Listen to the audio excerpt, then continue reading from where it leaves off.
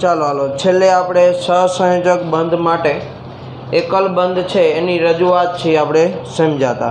હવે આપણે જોવું છે દ્વિબંધ છે એની રજૂઆત। ચાલો તો દ્વિબંધની રજૂઆત तो जो द्विबंधनी रजूआतनी अंदर त्रे त्रण माटे एक बाबत सेम ज होय वाक्य रचना सरखी खाली बदलाय शुं वच्चेनो क्रम ओलामां एक एक होय तो अहींया शुं आवे बे बे। तो जो लखाण शुं लखी शकाय तो के संयोजकता परमाणु बराबर एटले संयोजकता के जे संयोजकतानो उपयोग करी अने जे परमाणु भेगा थाय छे एनी वात छे। तो संयोजकता परमाणु ओमांथी बंने परमाणुओ पोतानी संयोजकता कक्षामांथी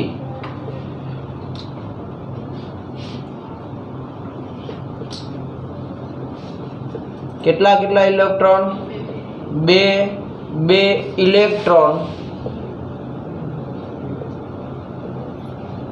नी भागीदारी करी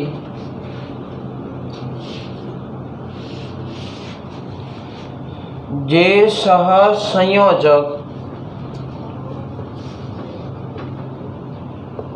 बंध बनावे तेने शुं कहेवामां आवे छे द्विबंध कहे छे। चलो तो आज वस्तु उदाहरण द्वारा समझिए कि संयोजकता कक्षाना केटला केटला इलेक्ट्रॉननी भागीदारी थवी जोईए बे बे इलेक्ट्रॉननी थवी जोईए। चलो उदाहरण तरीके पहेलुं ज उदाहरण छे आपणे जोईए CO2 अणु माटे। चलो आने शुं कहेवाय कार्बन डाइऑक्साइड।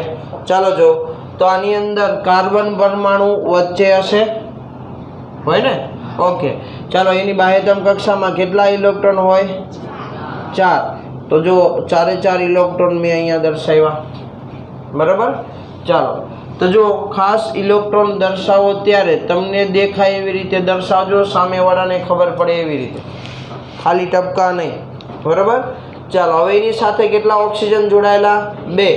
तो ये 2 ऑक्सीजन पोताना केटला केटला इलेक्ट्रॉन 2 इलेक्ट्रॉन छे ए भागीदारीनी अंदर मूकशे। चालो जो तो ऑक्सीजन नी बाह्यतम कक्षामां केटला इलेक्ट्रॉन होय 6। तो चालो हवे केटला वध्या एनी पासे 4। तो एवी ज रीते आ बाजू पण ऑक्सीजन छे 2 इलेक्ट्रॉन शुं करशे भागीदारीनी अंदर मूकशे। तो जुओ जो जे बंधारण बन्युं एनी अंदर आ कार्बननी आपणे संयोजकता जोवा जोईए तो चालो अष्टक रचना पूर्ण थई ने ओके। एवी ज रीते हाँ हाँ આપણે ઓક્સિજનની વાત કરીએ પછી કાર્બનની। ચાલો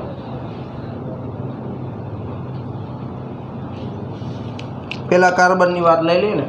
ચાલો આ કાર્બનની વાત કરીએ। ચાલો કાર્બનની અષ્ટક રચના પૂર્ણ થઈ હવે થઈ ગઈ ને ઓકે। હવે કોની અષ્ટક રચના પૂર્ણ કરવી ઓક્સિજનની। ચાલો તો ઓક્સિજનની અષ્ટક રચનામાં આટલો ભાગ આવે ને ओके। एवी ज रीते आ ऑक्सीजननी अष्टक रचनामां आटलो भाग आवे। तो जो बंनेनी अष्टक रचना पूर्ण थई ओके। चलो भागीदारीना इलेक्ट्रॉन केटला थया 4 એટલે કેટલા બંધ બને 2 બંધ બને। તો બંને વચ્ચે શું બનશે ડબલ બંધ બનશે બરાબર। તો જો આ જ બંધારણને તમે આવી રીતે પણ દર્શાવી શકો થાય ને આવી રીતે બે વચ્ચે શું છે ડબલ બંધ। ચાલો હવે જોઈએ આપણે બીજા નંબરનું ઉદાહરણ। ચાલો C2H4 अणु माटे। चलो आनुं नाम कोण कहेशे आवड़ी हाथ ऊंचो करो। भणी गया छो तमे 10मा धोरणमां त्याने अत्यारे हालना समयमां पण मैं आवड़ी हाथ ऊंचो करवानुं कीधुं गाममां खोटी चर्चा करवानी नहीं।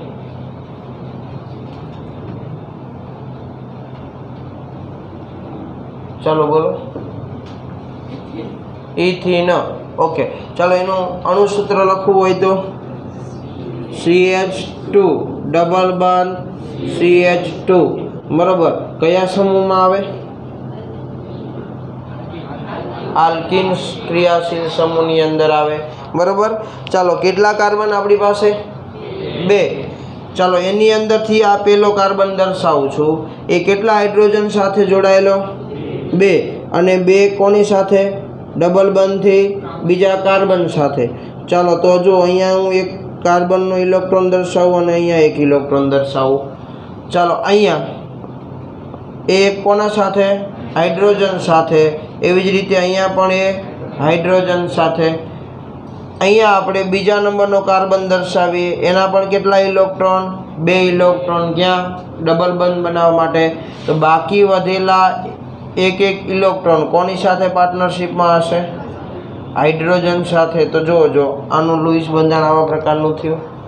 ચાલો હવે મારે જો કે આની અંદર ઓક્સિજન કાર્બન છે એની અષ્ટક રચના લખવી છે, તો ક્યાંથી ક્યાં સુધી થાય? અહીંયાથી ચાલુ કરવાનું, અહીંયા સુધી આવી જાય ને, આ એની અષ્ટક રચના થઈ। ચાલો એવી જ રીતે આ કાર્બનની વાત કરીએ તો ચાલો જો ભાગીદારીમાં કેટલા ઇલેક્ટ્રોન થયા?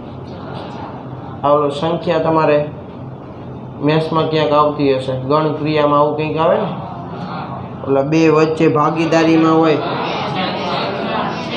છેદગણ ને એવું, હા આવે ને એવું, તો એના જેવું આ 2 વચ્ચે આવ્યા એનો મતલબ શું? એ 2 વચ્ચેની ભાગીદારીના ઇલેક્ટ્રોન છે બરાબર। ચાલો તો એવી જ રીતે અહીંયા મારે ઓક્સિજન છે હાઇડ્રોજન એના માટે દર્શાવવું છે, તો હાઇડ્રોજનની તો સ્થાયી અવસ્થા 2 ઇલેક્ટ્રોન જ પૂરી થઈ જાય। તો જો આની અંદર કેટલા ઇલેક્ટ્રોન? 2 ઇલેક્ટ્રોન છે એ આપણે લેવાના થાય। તો આ 2 ઇલેક્ટ્રોન કોના? હાઇડ્રોજન માટે થાય। તો આવી રીતે તમે જે છે ડબલ બંધની રજૂઆત કરી શકો। ચાલો આને તમારે જો સાદી રીતે દર્શાવવું હોય તો કેવી રીતે દર્શાવી શકાય? ડબલ બંધ, અહીંયા શું આવશે? 4 હાઇડ્રોજનો। રેડી? સમજણ પડી બધાને? ઓકે। ચાલો હવે જોઈએ આપણે ટ્રિપલ બંધ છે એની રજૂઆત।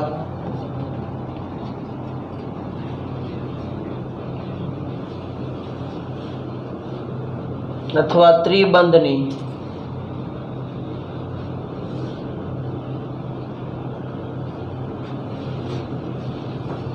ચાલો તો આના માટે શું લખશું? સંયોજકતા પરમાણુ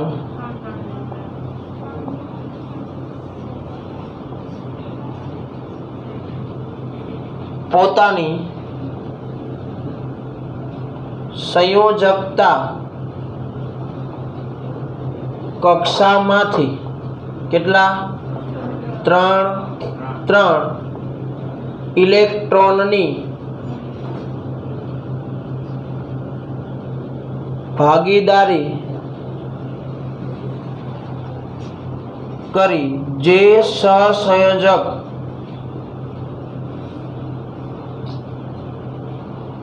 બંધ બનાવે તેને શું કહેવામાં આવે છે? ત્રિબંધ કહે છે। ચાલો આના ઉદાહરણ છે આપણે લખવા છે, તો ઉદાહરણ તરીકે પહેલું ઉદાહરણ લખીએ N2 અણુ માટે અથવા અણુની રચના। ચાલો જો આપણે આથી નક્કી નથી કરવાનું કે એમાં ત્રિપલ બંધ બને, એ કોના ઉપર આધાર રાખે? બાહ્યતમ કક્ષાના ઇલેક્ટ્રોન ઉપર। ગમે એમ કરીને અષ્ટક રચના કેવી થવી જોઈએ? પૂર્ણ થવી જોઈએ। એના માટે ટ્રિપલ બંધ બને તોય ભલે, ડબલ બંધ બને તોય ભલે, અને સિંગલ બંધ બને તો પણ ભલે બરાબર। ચાલો તો નાઇટ્રોજન પરમાણુ બાહ્યતમ કક્ષાની અંદર કેટલા ઇલેક્ટ્રોન હોય? 5 હોય। ચાલો તો 5 માંથી 3 ઇલેક્ટ્રોન આપણે અહીંયા દર્શાવીએ છીએ। ચાલો બાકીના 2 અહીંયા। રેડી? ચાલો એવી જ રીતે બીજા નાઇટ્રોજનની પાસે પણ કેટલા હશે? 5, એમાંથી 3 અહીંયા દર્શાવ્યા, બાકીના 2 એની પાસે। ચાલો અષ્ટક રચના પૂર્ણ કરવી છે હોય તો ગમે લખો, આપણે ઇલેક્ટ્રોન ખબર પડવી જોઈએ કે આ ઇલેક્ટ્રોન છે બરાબર।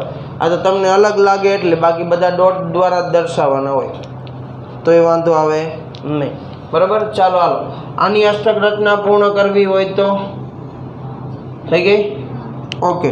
એવી રીતે આ બાજુના નાઇટ્રોજનની અષ્ટક રચના પૂર્ણ કરવા માટે આટલો ભાગ. તો જો વચ્ચે કેટલા ઇલેક્ટ્રોનની ભાગીદારી થઈ? 6 ઇલેક્ટ્રોન. તો કેટલા બંધ બને? 3 બંધ બને. તો આને તમારે દર્શાવવું હોય તો આવી રીતે દર્શાવી શકો, n ટ્રિપલ બંધ n. પણ અહીંયા ફરજિયાત 2 શું દર્શાવવા પડે? ઇલેક્ટ્રોન. બરાબર, જે ક્યાંય ભાગમાં આવ્યા નથી. ચાલો બીજા નંબરનું ઉદાહરણ છે આપણે લખીએ. C2H2. ચાલો આનું નામ કોણ કહેશે?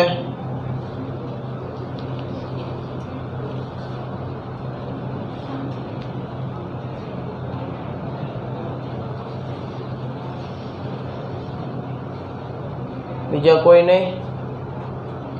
ચાલો બોલો. ઇથાઇન. ચાલો બંધારણ દોરો હોય તો શું લખાય? CH ટ્રિપલ બંધ CH. નામ ઇથાઇન. બરોબર, ઇથાઇલ નહીં. બરોબર, ઇથાઇન. ચાલો જો કયા ક્રિયાશીલ સમૂહમાં આવે? આલ્કલાઇન. બરોબર ને, કે આલ્કાઇન? આલ્કાઇન. બરોબર. ચાલો તો આની અંદર કેટલા કાર્બન છે? 2. તો આ 2 કાર્બન છે, એમાં બંને કાર્બન પાસે કેટલા ઇલેક્ટ્રોન હોય? બાહ્યતમ કક્ષામાં 4. ચાલો એમાંથી 3 તો ક્યાં વાપરવાના આપણે?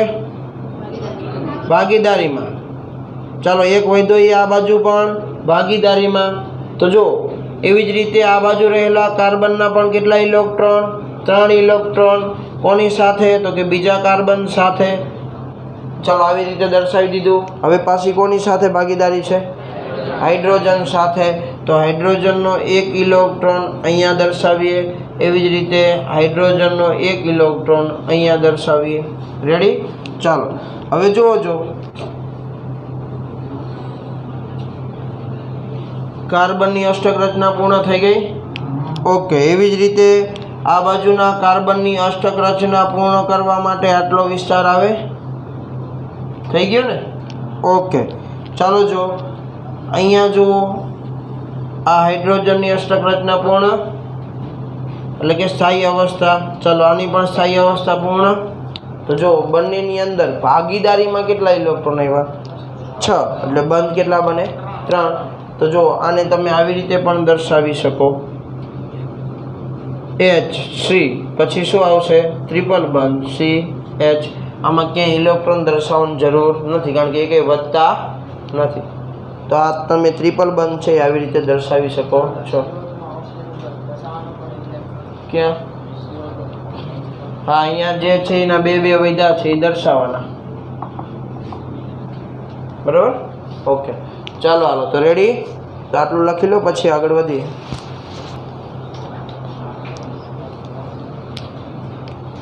ચાલો હાલો તો હવે આપણે જોવું છે એની પછીની બાબત.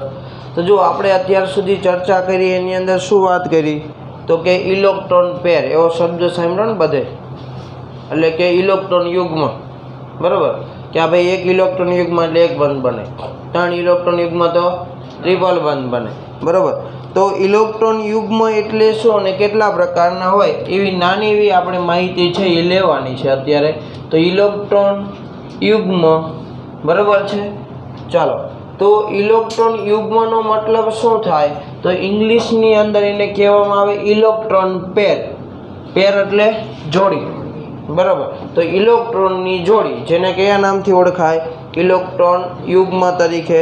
તો આ ઇલેક્ટ્રોન યુગ્મ છે ને 2 પ્રકારના હોય. બરાબર. ચાલો તો એમાંથી કયા 2 પ્રકારના? તો જો આપણે અહીંયા 2 પ્રકાર જોયા હતા કે અમુક ઇલેક્ટ્રોન યુગ્મ છે ને એને બંધ બનાવ્યા હતા અને અમુક ઇલેક્ટ્રોન યુગ્મ એ બંધ બનાવ્યા નહોતા. જોયું હતું ને અહીંયા કે ભાઈ નાઇટ્રોજન હતા, જુઓ કે 2 ઇલેક્ટ્રોન કેવા હતા? બંધ બનાવવામાં ભાગ લીધેલો નહોતો, બાકી 3 લીધો તો હતું ને આવું. બરાબર. તો આવા જે ઇલેક્ટ્રોન યુગ્મ છે કે જે બંધ બનાવવામાં ભાગ લે છે એને શું કહેવામાં આવે? તો કે બંધકારક ઇલેક્ટ્રોન યુગ્મ તરીકે ઓળખાય, જેને ઇંગ્લિશની અંદર કહેવામાં આવે બોન્ડિંગ પેર. શું કહેવામાં આવે? બોન્ડિંગ પેર. બોન્ડિંગનો મતલબ જોડાણ અને પેર એટલે બંધ બનાવવા માટેની પેર એટલે કે જોડી. બરાબર. ચાલો તો જો કે આવા પ્રકારના ઇલેક્ટ્રોન યુગ્મ હોય જે બંધ બનાવવામાં ભાગ લે છે, એટલે આ છે બંધ બનાવવામાં ભાગ લે. ચાલો અમુક એવા જોયા જેને શું કહેવામાં આવે, અબંધકારક ઇલેક્ટ્રોન યુગ્મ, જેને લોન પેર તરીકે ઓળખવામાં આવે છે. કેના તરીકે? લોન પેર તરીકે. એટલે આગળ આનો આપણે ઉપયોગ કરવાનો થશે બધી જગ્યાએ, એટલે યાદ રાખજો. ચાલો, તો જે આવા પ્રકારના ઇલેક્ટ્રોન યુગ્મ છે જે બંધ બનાવવામાં ભાગ લેતા નથી, એટલે એઝ ઇટ ઇઝ એમણામ પડ્યા રહે. બરાબર? તો આ બે પ્રકારની બાબતો જે છે એ ખાસ આપણે યાદ રાખવાની છે. પહેલાનો મતલબ બોન્ડિંગ પેર ને બીજાનો મતલબ લોન પેર. રેડી? ચાલો, હવે જો અત્યાર સુધી તો તમે મેં બંધારણ દોરાવ્યા ને તમે દોરી નાખ્યા કે ભાઈ આવી રીતે હોય, વાત પૂરી. પણ એ બંધારણ દોરવા માટે કયો પરમાણુને વચ્ચે રાખવો? બરાબર? આપણે તો મેં શું કીધું, ભાઈ આવી રીતે છે, ચાલો CO2 લખ્યા એટલે મેં કીધું કાર્બન વચ્ચે રાખો. પણ કાર્બનને કેમ વચ્ચે રાખ્યો? કેમ ઓક્સિજનને ન રાખ્યો? બરાબર?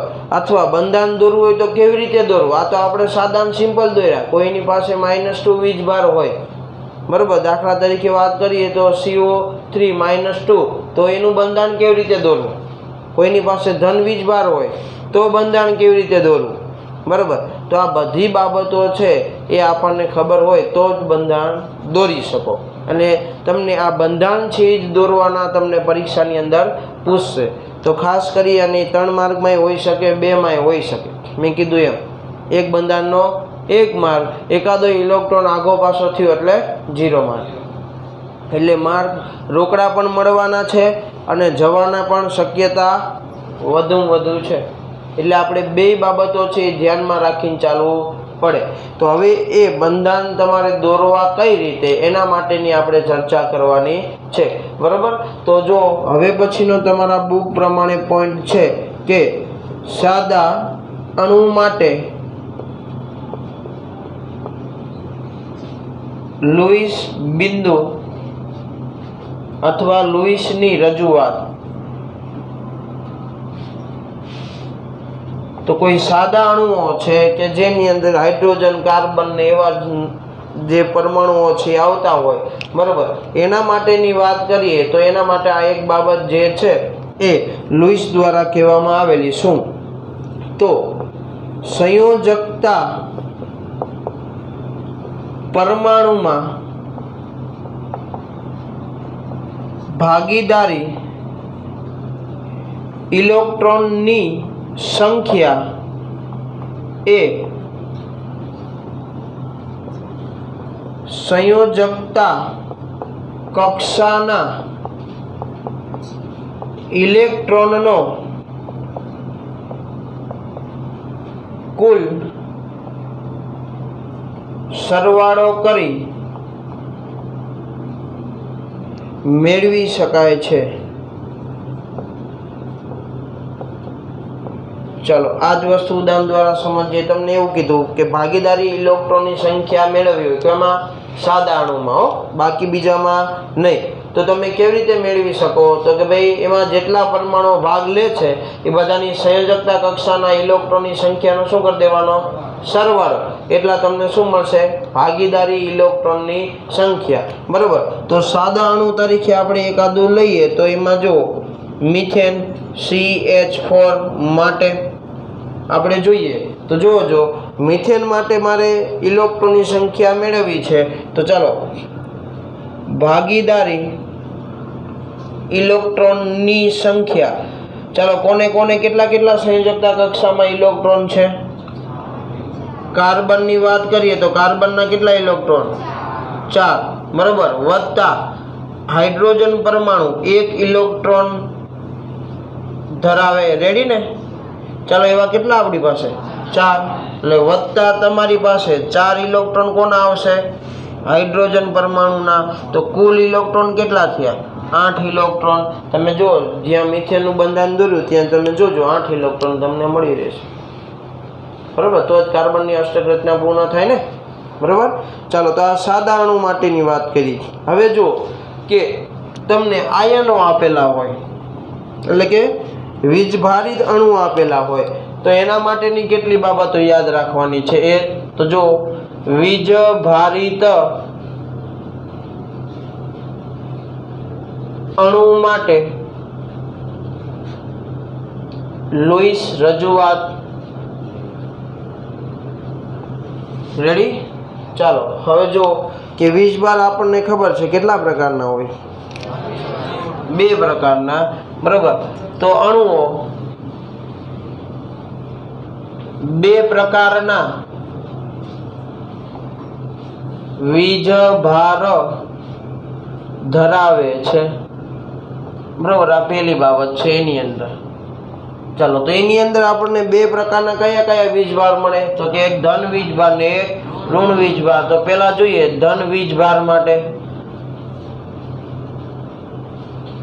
બરાબર, તો ધન વીજભાર માટે શું એને કીધેલું, તો કે જો ધન વીજભારિત અણુ માટે પ્રત્યેક ધન વીજભારનો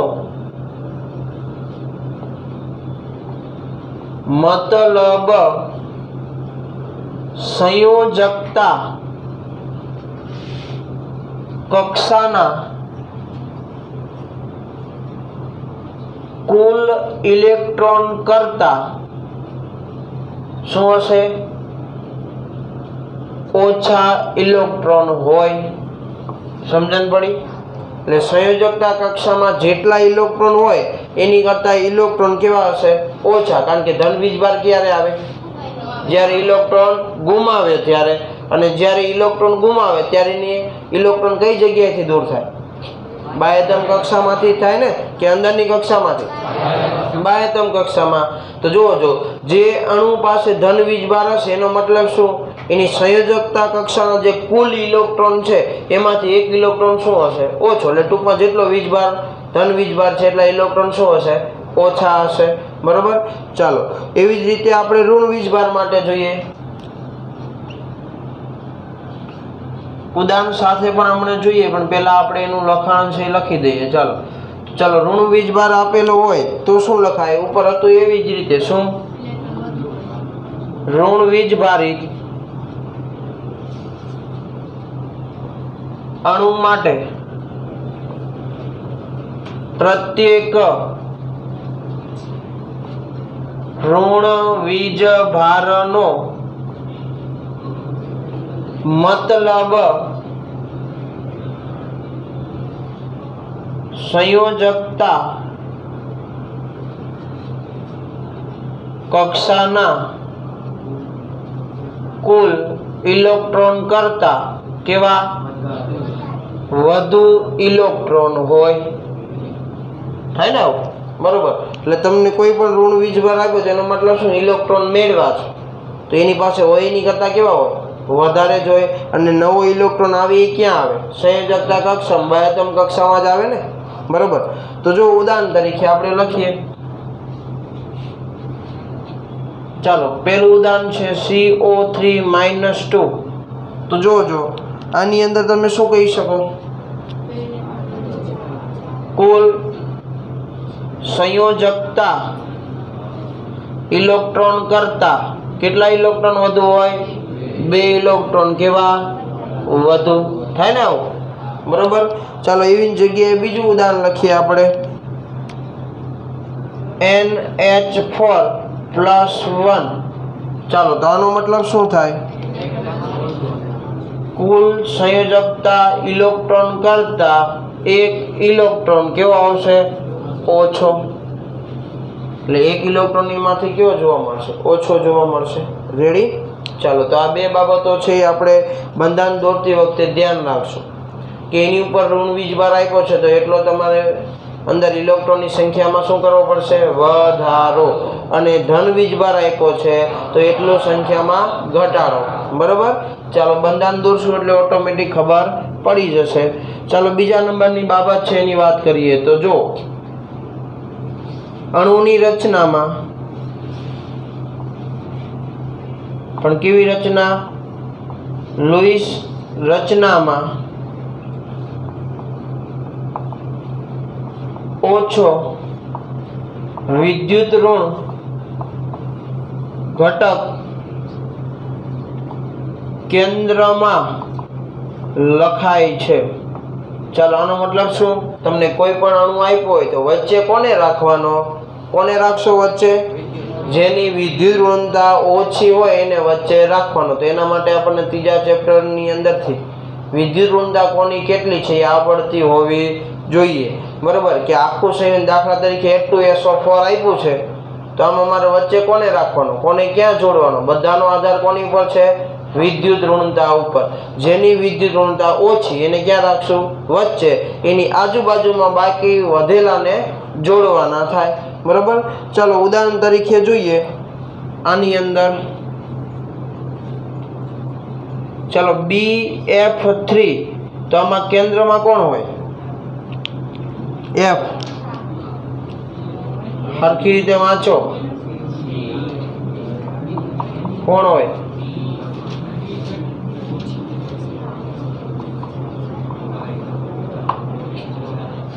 કેન્દ્રમાં કોણ હોય? બોરોન. કારણ કે ઉપર હજી મેં સેન્ટેન્સ શું લખ્યું છે? જેની વિદ્યુત ઋણતા ઓછી હોય એ વચ્ચે આવે. તો ફ્લોરિન વચ્ચે થોડો આવે. એની વિદ્યુત ઋણતા તો કેવી છે? વધારે છે. એટલે બોરોન છે ક્યાં હશે? વચ્ચે હશે. બરાબર.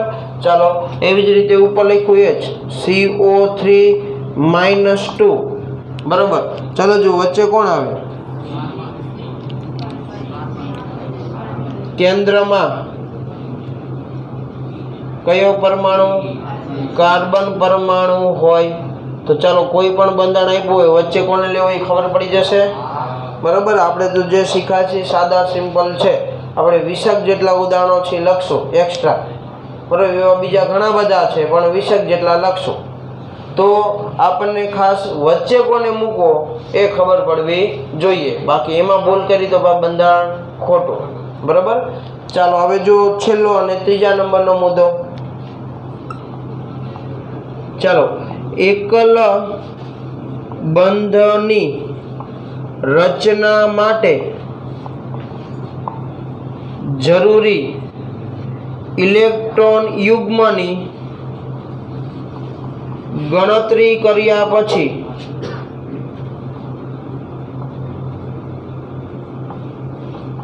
બાકી વધેલા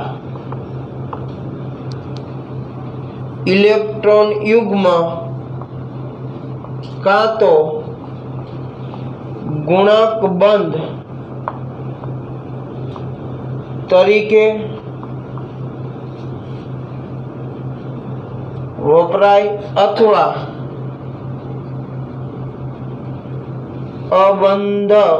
અબંધકારક ઇલેક્ટ્રોન યુગ્મ તરીકે રહે છે. ચાલો સમજો શું કહેવા માંગે છે. ચાલો જેટલા બંધ બનતા હતા એટલા બનાવી દીધા આપણે. સંયોજકતા જેટલાની જે પૂરી કરવાની હતી કરી દીધી.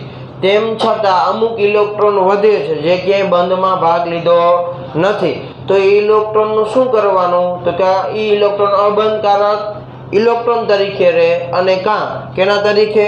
ગુણક બંધ તરીકે. ગુણક બંધ એટલે શું? તો બીજો બંધ બનાવવા માટે. તો જો અહીંયા NH4+1 છે. ચાલો જો નાઇટ્રોજન છે એની સંયોજકતામાં કેટલા ઇલેક્ટ્રોન હોય? 5. ચાલો એ તો 3 હાઇડ્રોજન આને જોડે તો 8 થઈ જાય કે ન થઈ જાય? થઈ જાય ને. નાઇટ્રોજન 3 હાઇડ્રોજન આને જોડાઈ જાય તો 8 થઈ જાય કે ન થઈ જાય? થઈ જાય. તો કેમ 4 આને જોડાણો? તો એમાં થાય શું? તો કે જો નાઇટ્રોજન 3 સાથે ભાગીદારી કરશે એટલે હજી 2 એના પડ્યા રહે. બરોબર. તો એ 2 ઇલેક્ટ્રોન કઈ જગ્યાએ આપશે? તો બીજો બહારથી જે હાઇડ્રોજન આવે છે એની કેના તરીકે છે? H+ તરીકે. અને H+ નો મતલબ શું? 1 ઇલેક્ટ્રોન ગુમાવેલો. મતલબ એની પાસે કાંઈ હોય નહીં, એ કંઈ ઇલેક્ટ્રોન હોય નહીં. હવે તો એને પાર્ટનરશિપ કરવી હોય એટલે એના જેવી વાત થઈ. તમારે કોઈ બે મિત્રોને પાર્ટનરશિપ કરવી છે પણ એક ખાલી બાકસ છે, કાંઈ છે નહીં, બરાબર એની પાસે, અને તોય પાર્ટનરશિપ કરવી છે તો પાર્ટનરશિપના રૂપિયા કોને કાઢવા પડે? બીજા વ્યક્તિએ જેટલા જરૂર છે બધા એને આપવા પડે. તો જુઓ હવે હાઇડ્રોજન H+ તરીકે આવે છે, નાઇટ્રોજન પાસે 2 ઇલેક્ટ્રોન વધારાના પડ્યા છે, તો હવે જે બંધ બનાવવા માટે ઇલેક્ટ્રોન આપશે એ કોણ આપશે? નાઇટ્રોજન, અને બંને ઇલેક્ટ્રોન આપશે. તો હવે એની સાથે જે બંધ બને એને કેવો બંધ કહેવાય?